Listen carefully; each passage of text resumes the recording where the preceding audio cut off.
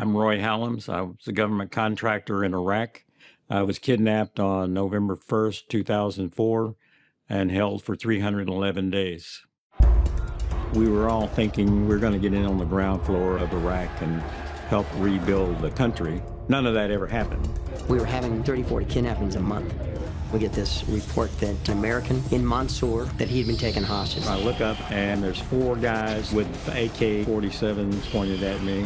And there was a shootout between the gang in the courtyard and security guards on the roof. My aunt called me and she told me, Carrie, your father has been taken hostage in Iraq. And I thought, oh no, this is real. The kidnapper said, we're going to sell Roy Helm to Al-Qaeda. He's a dead man. They took me to a separate room and had me kneel down. They put the pistol in my mouth and told me they're going to kill me right then.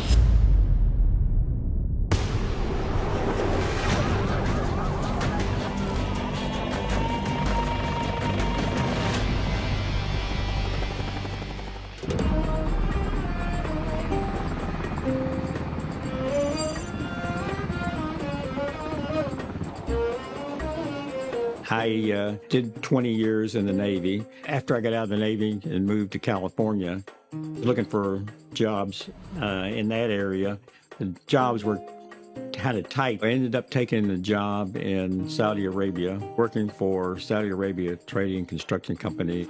Having been in the Navy, part of my job had been U.S. government contracts. They dealt with U.S. government, U.S. military contracts. And they hired me to go up to Baghdad to help them bid on these contracts and complete these contracts. At the time I went into Iraq, people were thinking the war was over. In the Battle of Iraq, the United States and our allies have prevailed. Reconstruction was going to start. Companies from all over the world were coming into Iraq. When I went into Iraq, no one in my family actually knew I was there. They all thought I was still in Saudi Arabia. I didn't tell my family because I didn't want to upset them, because I knew they were crazy about me being in Saudi Arabia, and they really wouldn't like it if I went to Iraq. When I was a teenager and my dad went to live in Saudi Arabia, it hit me really hard. We knew we'd have the strain of separation, for 11 months a year, but we just thought it was the way to go as far as financially. I was thinking this would be my last big job because it was a good salary, and that would set me up for my retirement. We were all thinking we're going to get in on the ground floor of Iraq and help rebuild the country. None of that ever happened. Reconstruction started to fall apart. The violence just kept getting worse and worse between the gangs and the different clans and families in Iraq.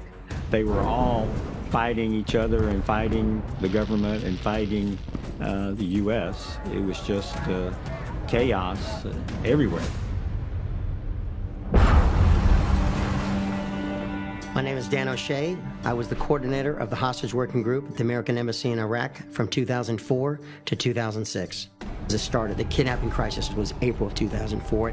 There was already a trained kidnapping class within the ranks of Iraqi intelligence community. So the grounds were fertile for a kidnapping and explosion. And kidnapping is, very part and parcel how Muslim extremist groups will, raise money, spread terror, and the rest. So that's why Iraq and the kidnapping crisis became such a catastrophic impact on everything we were trying to do in Iraq when we were trying to bring security, stability, and democracy to the region. And ultimately led to a number of contractors and soldiers getting killed. Matt Maupin, a soldier that was taken hostage, and a truck driver named Thomas Hamill. Within 2 to 3 weeks of his capture, Matt Maupin was killed. The insurgency wanted to send a message, and they filmed an execution video, a very grainy execution video of Matt Maupin. And then a week later, you had the Nick Berg kidnapping, and then later the beheading. And all of a sudden, the insurgency realized how effective this tool would be. this kidnapping tool. And the insurgency used that to discredit our mission, to raise awareness, to raise money to fund the insurgency, and ultimately tear apart everything we were trying to take the country toward. When all of this started happening, of course, it made people more conscious of what was going on and to watch their surroundings and to be aware of it. I mean, we knew it was risky. We knew things were going on, but we always thought, well, we're being cautious and we can avoid any of these big problems.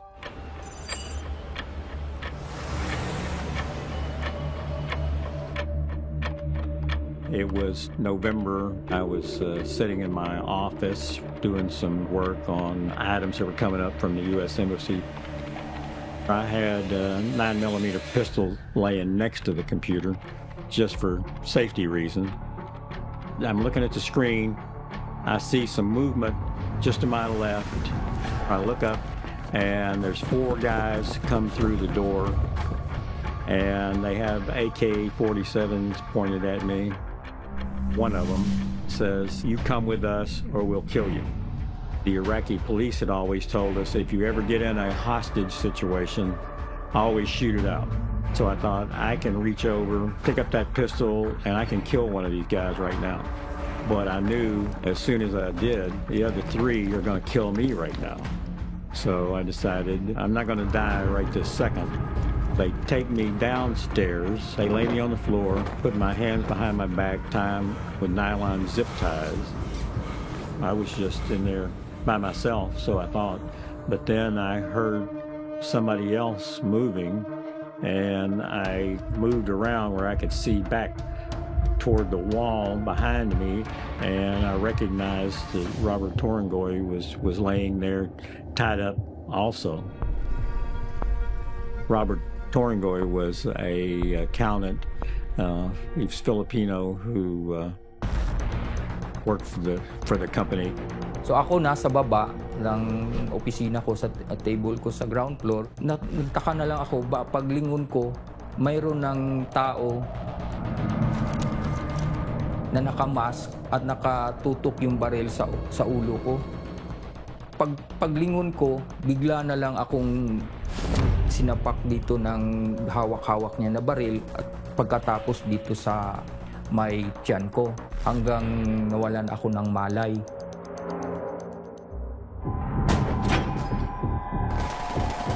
They pushed me into the courtyard and I hear gunshots. There was a shootout between the gang in the courtyard and security guards on the roof.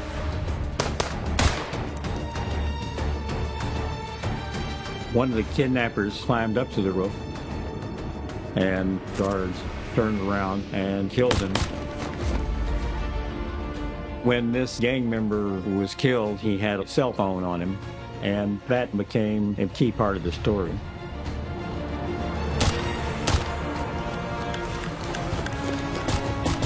They put me in the back of the 4-door Toyota. One of the gang members, he puts his left arm around my neck and he hits me in the head with a pistol 3 or 4 times and says, "If you move, I'll kill you." And we take off. We arrived at a house. 2 or 3 of them were hitting me with their fists. Maybe they thought I was going to try to get up, but my hands were tied behind my back. There wasn't much I could do. They were telling me, "Lay there, be quiet, or we're going to kill you." I didn't think I was going to live very long.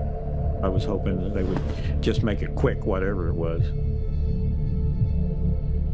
And that's when you start with all the what-if questions. What's going to happen to my family? What's going to happen to the house? When the gang members left, I heard some moaning and some movement, and maybe 5 feet away I could see Robert Torangoy laying on the floor. So nung nasa loob kami ng bahay, kasi naka-masking tape naman, packaging tape naman yung mata ko at saka bibig, so wala na akong makita at hindi ako makasalita. torture ang dinaranas ko. So hindi talaga ako nagsasalita hanggang sumapit yung... It was, I guess, a little comfort to know that he was there. I was sorry he was in the situation I was in, but at least I knew there was two of us. Thought they were going to kill me. I was just hoping it would be time for my family to get used to the idea that I was kidnapped, because I didn't think I was going to live very long at all.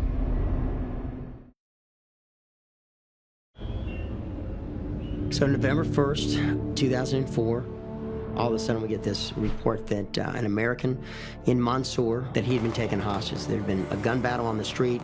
A couple of guards had been killed. I think one of the kidnappers were killed, and all of a sudden this American was now missing. When I found out, it was early November. The phone rings and my daughter, Carrie, is screaming like I've never heard before. When the State Department called me and told me my dad had been taken hostage, I didn't believe them. I was in total denial. I thought Roy was working in Saudi Arabia. I didn't know that, he had taken a job in Iraq. He took the job and didn't tell us because he didn't want us to worry.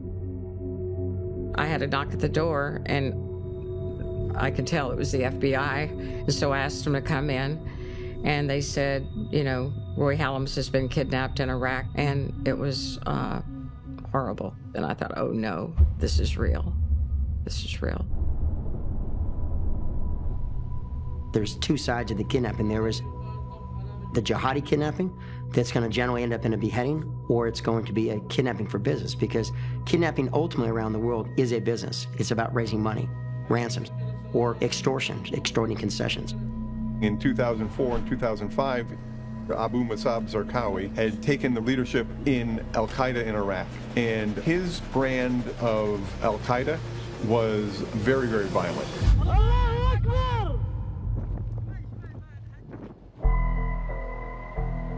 I was afraid it was one of the political gangs like Zarqawi who would be involved with, a beheading on video. I knew there were kidnap gangs who operated for money also, but I didn't know what kind of gang had me, because nobody in that group spoke very good English, and I don't speak Arabic. So we're tied up, hands and feet. You don't say anything. There were always threats of, if you do anything, we're going to kill you. Be quiet or we're going to kill you. The first few days, it's like you think you're in a dream or Twilight Zone or something. It's like this can't really be happening. And then after a while, you come to realize, no, this is for real. From day to day or hour to hour, you didn't know what they were going to do, because mainly they didn't know what they were going to do. And these guys could really kill me anytime they feel like it. I remember calling the FBI and saying, it's been days and you haven't given me any information. And they were like, oh, this is going to take longer than that. The FBI contacted us and told us not to tell anyone that my dad was a hostage. I didn't really know what to do. I was told to be silent, but I'm a fixer. I try to fix things. It was my mission to figure out how I could help him, because I knew he needed help. The FBI said they had no information, so when I got a call from Roy's company, I had to talk to them. I had to know. The first 5 or 6 weeks I was held, we were moved every Friday. We'd be put in a car, driven around for 2 or 3 hours, and then we would end up at another house, and we would be at that house for a week, and then the next Friday we'd move the same way. So that went on for 5 or 6 weeks. I was blindfolded. I didn't know where we were. I had the blindfold on like 23 and a half hours a day. The only time they'd take it off was when they take us to the bathroom. One day they took me to a separate room and had me kneel down on the floor. Somebody sat down beside me on the left, another guy on the right. Turns out the guy on the right spoke some English. He tells me the man on my left is the sheikh, which is the head of the family, head of the gang. And he said they were going to ask me some questions, and if I lied to them, they were going to kill me right then. He would hit me in the head with the pistol. He was wanting to know the phone number for my daughters, which I knew was bad news, and I told them I didn't know the number. They didn't believe me. They put the pistol in my mouth and told me if I didn't give them that phone number, they were going to kill me right then. Eventually, the sheikh told me that they were going to call U.S. Embassy and they were going to get $12 million as ransom for me. I told the translator, well, no, the U.S. doesn't pay ransoms. The U.S. Embassy's not going to do that.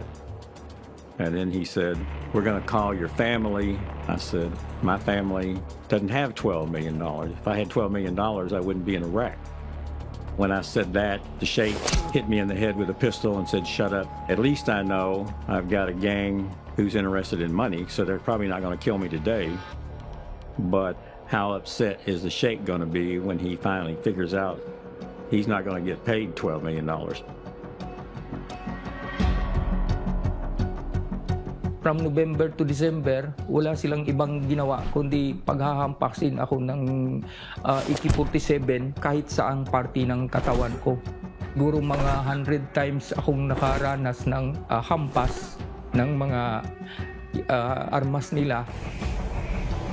They would beat you and hit you with these pistols, which, you know, they almost knocked me out 2 or 3 times. And they would beat you with their fists, or they had belts. They would beat you with the belts. But I was always worried one of these idiots could screw up and actually kill me. And the sheikh would be mad for a week, but I'd be dead.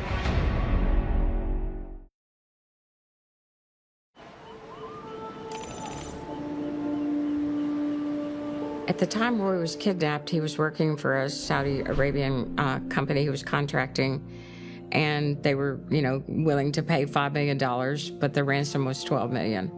So they asked me, what could I do? And could I match them? And I told him, no way. I mean, I don't have it. The weight of the world was on my shoulders. I didn't know where to turn or what to do. I would have done anything to help save him.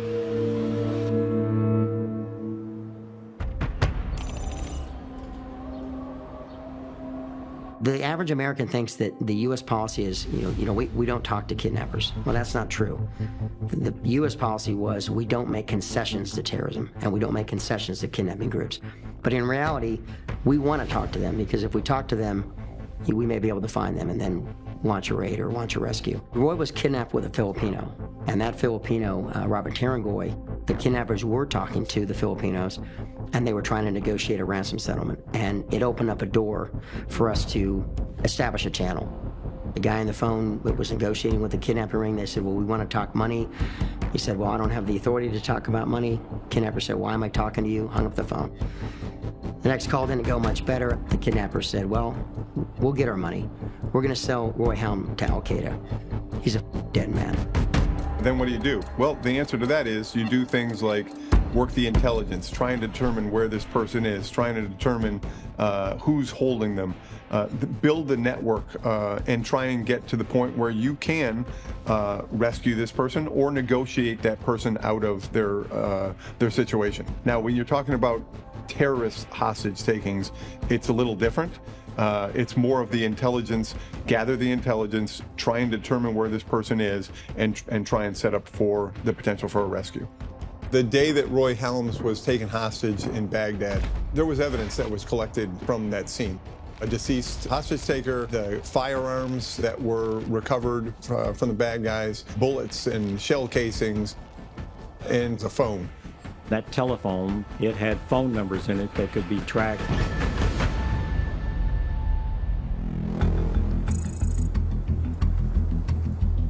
One night, we were moved to another farmhouse around Mahmudiya. It was dark, As we got in the corner of the room, I could see there was a hole in the floor. And in Iraq, they don't build basements. But what the gang had done is dug a little room under the floor of the living room of this little farmhouse. They lowered us down into that little room. There was nothing there. 4 concrete walls and a concrete floor.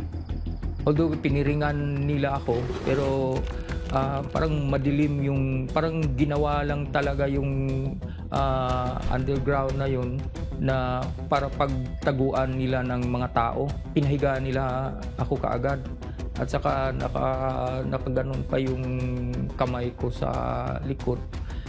Robert and I spent our first night in that little room just in total black. As it turns out, I spent the next 8.5 months in that little room.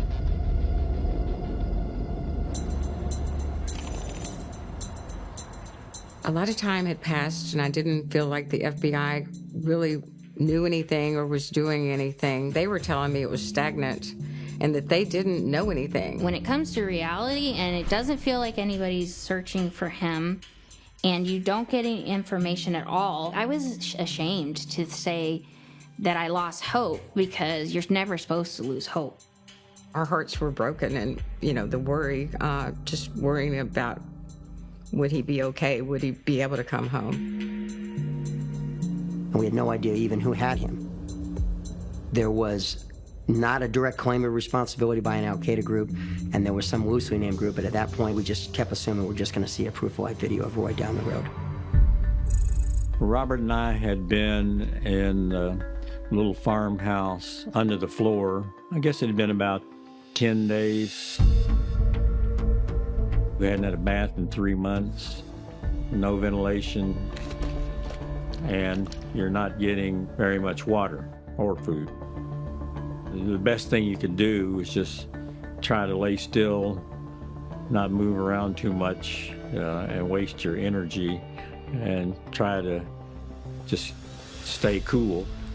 The construction of this farmhouse was so bad the rain would drip down through the floor above, and if you're sleeping and the drops of water will hit you in the face. And sand fleas are a big problem, and they would get down into the room, and then you would have sand flea bites, but your hands are tied, so you can't scratch them, you can't do anything, because you can't reach them. That was just something you dealt with on a day-by-day basis.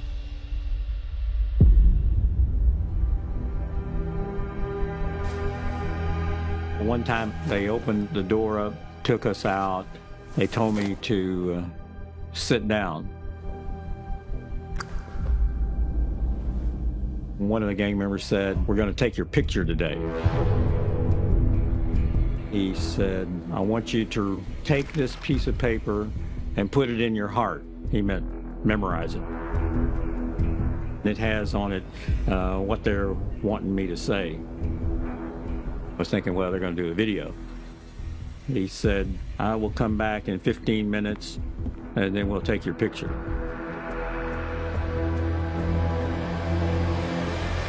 I'm an American national, and I have been arrested by a resistance group in Iraq. I'm please asking for help because my life is in danger. We're finished with the hostage video. Then that video was actually put out by the gang like the middle of January, but that was the first proof that I was actually alive. It was early in the morning, and I got a call from my daughter, Carrie, and she said, "Mom, turn on the TV. Turn on the TV now." And I did. American hostage Roy Hallam's pleaded for his life in a new video released today. And there was Roy with a AK-47 to his head, and I was like, oh my God. I thought he might be killed right then.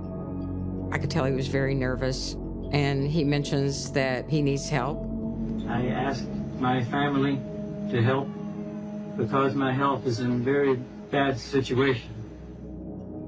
All of a sudden, seeing this proof of life video was the first, like, okay, he's alive. Because at that point, most Western hostages were generally kidnapped. They might have one proof of life video, maybe two, and then generally it was an execution.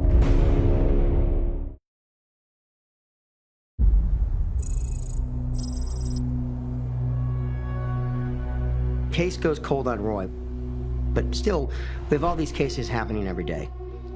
There was a French journalist, Florence Abanas. She goes interviews a sheikh at a mosque at Baghdad University, and we hear moments later she's been kidnapped. Florence Abinas, a correspondent for the French newspaper Libération, has been missing since January.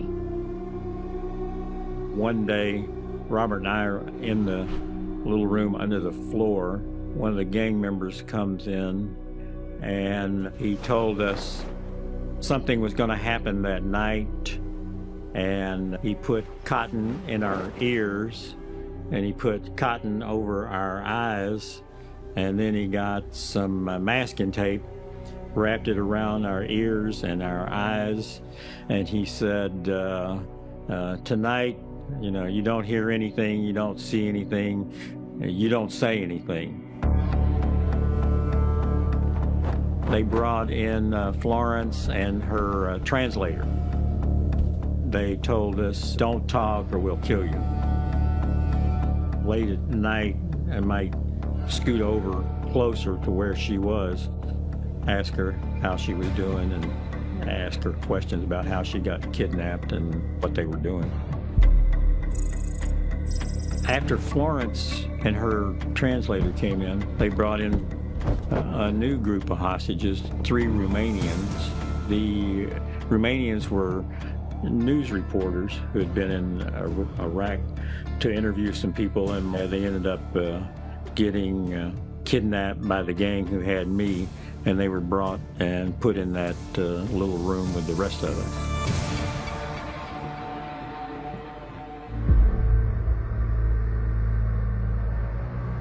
The only time we could see anything is when they brought food. The gang would turn on a little light bulb, 5 or 10 watt light bulb. They would raise the door, and one of the guards would come down, usually have a big tray. The guard would scoop out the rice and a piece of meat and hand it to each person. That was it. I was getting weaker every month. After the Proof of Life video, for months we had nothing on Roy Helms. We then were dealing with, a French kidnapping, Romanian kidnapping, a number of other cases that had popped up. We still maintain a relationship with the Filipinos who were trying to negotiate a release for Robert Tarangoy. And ultimately, a French journalist, Florence Abanas, was released after the French government paid a multi-million-dollar ransom. French journalist Florence Obino and her Iraqi translator Hussein Hanoun were freed after 5 months. And in the debriefs, it turns out that she was held with an American named Roy. Another week goes by, and the Romanians were released. Their debriefs came back and said, we were held with an American named Roy. By now we knew we were tracking the same kidnapping ring, held all in the same place. I could never sleep. It was exhausting and so hard to talk about. And I had called every important person I could think of, down from the Archbishop of Canterbury to Schwarzenegger to the Clintons to Dianne Feinstein, and it just seemed like somebody influential that could help me. I wanted to see him come back alive. We felt desperate and decided to go public. Please release him. He's a kind and wonderful person. Maybe he'll be found because of the publicity that's being brought to the case by us. Just hope that they find it in their hearts to release him so he can come back home.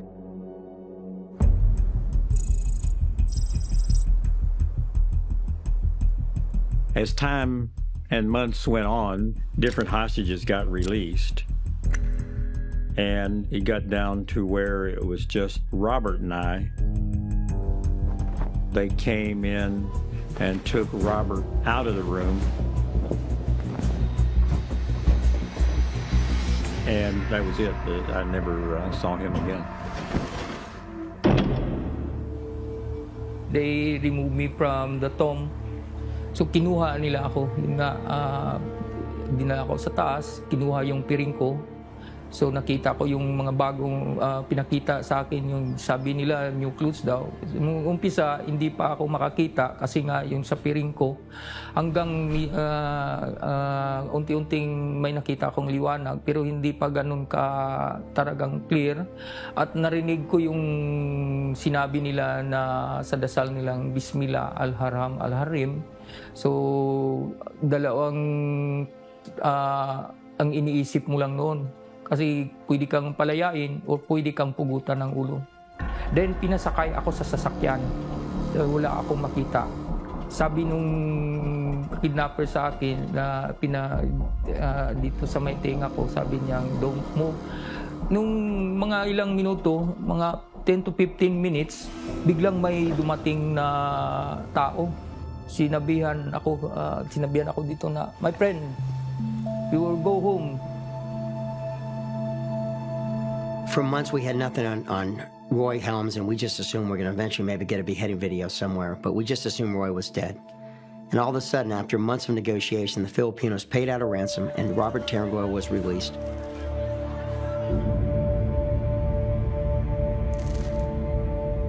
You know, when you're the first one there, everybody's come in, their ransoms get paid. I mean, you're glad that they get out of that situation, and you're sad that you're still in that situation with no end in sight. I could be here for years, or they might kill me tomorrow.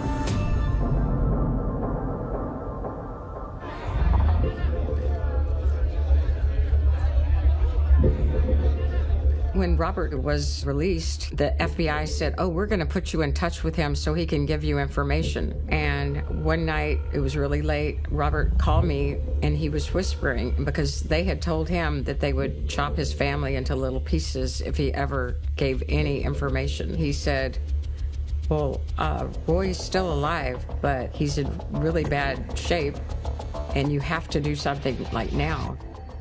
You need to call everybody you can and keep doing what you're doing because he's really in a horrible condition. And we had a debrief, and the first question was, when was the last time you saw Roy Helms alive? And he said, last night. And we said, oh my God, Roy's alive.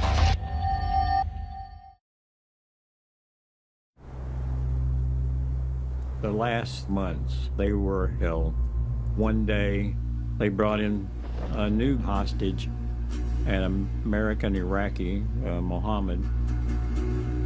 The gang was getting nervous because the U.S. Army was operating in the area around Mahmudiyah. So they said instead of opening that door in the floor every day, they were going to start bringing in food every 3 days. The first time they did it, when they went out, we started hearing this scratching noise on the floor above. I said to the guy that was with me, what is that? And he said, oh, sounds like they're putting concrete over that door. They're sealing that door. We're sealed in here. They might get scared and just go to Baghdad and never come back. We had no way to dig out through a concrete floor. We would end up dying down in that hole, starved to death. You know, that would just be our tomb.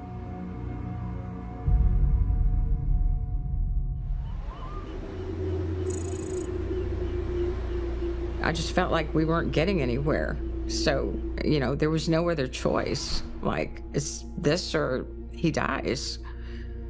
You know, way too much time had passed. I kept going, I prayed, and I just kept believing because I was told he was probably had been killed. But I kept believing. I just felt like all things were possible if you believe in something. And I believed in this so much that he was alive, and this, I had no other choice. I had to do this. There wasn't another option.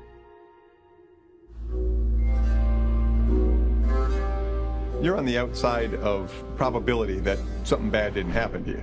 Just dying from treatment, not a beheading, but just, you know, you're not like in a Ritz, right? And people aren't really taking care of you. So there's a potential that you could just die.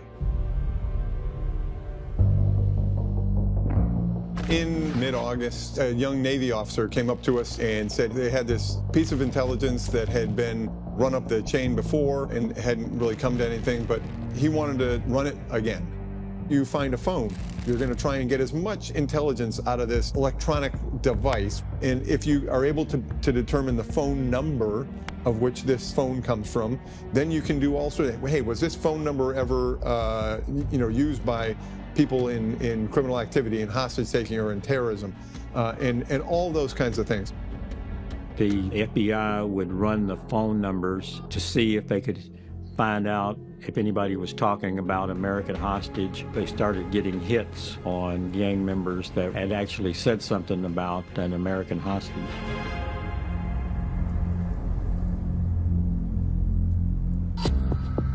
Early September, a subject was brought to our location that potentially had information related to hostage-taking networks. And so using all that background information that Hostage Working Group and our interviews had put together, we went in to do the interview of this person that had been brought forward to us. The way that we're trained in interview interrogation is to try and build rapport with this person. A couple hours into this, you start bringing out pictures of hostages, Roy Hallam's being one of them. You're showing the photographs, starting to humanize the hostage as a person. At some point, probably 4 or 5 hours into this, he took one of the photographs and slid it forward. And then he said to a FBI linguist, "Tell this man I'm going to tell him something I've told no one else."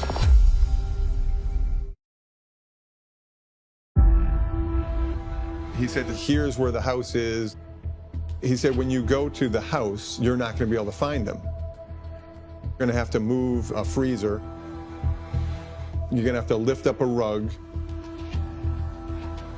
And then you're going to have to chisel out this piece of cement, lift the piece of cement out.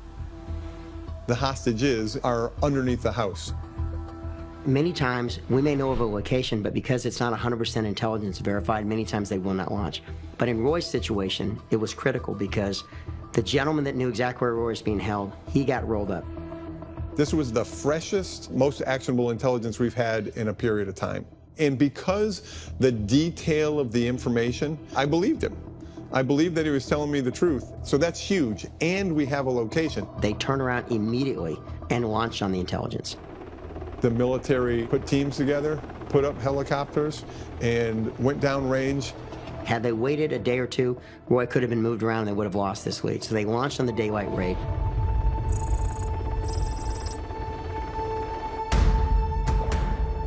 Around 11:30, I was getting ready to have my second can of sardines, and I heard some helicopters. And it wasn't unusual to hear helicopters. This time, the helicopters were getting louder, louder. And at the end, it sounded like they were landing on top of the house, which they practically were. I heard a lot of yelling, a lot of running. And then I heard some pounding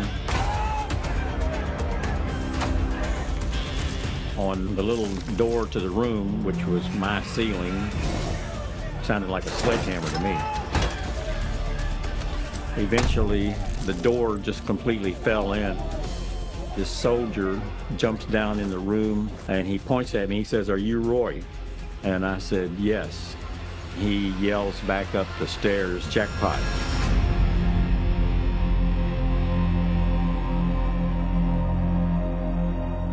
You're just shocked, like, well, this can't actually be happening. And when I go upstairs, I see these U.S. Army Special Forces guys walking around. They were all smiling.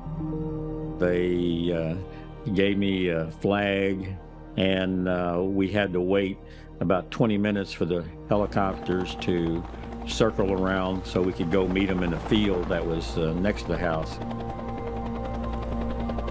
When we were taking off, one of the guys on the helicopter said, "Do you want the doors open or closed?" And I said, "Well, I'd like to have the doors open. I've had the doors closed a long time." They flew me to Balad Air Force Base. Saw the doctor. He checked me over and said, "You're not healthy, but you're healthy enough to make it back to Memphis. They can take care of you there." FBI had a satellite phone, so I called Carrie first. In the middle of the night, the phone was ringing, and I answered, and as soon as I put the phone up to my ear, I heard my dad's voice. And in that moment was just glorious, because I didn't even know if I would ever have that moment again with him. The night Roy returned home, and he started telling me about all the time that he had been held.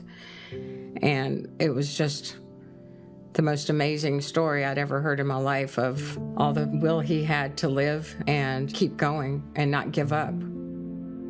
And he thanked me that I helped save him.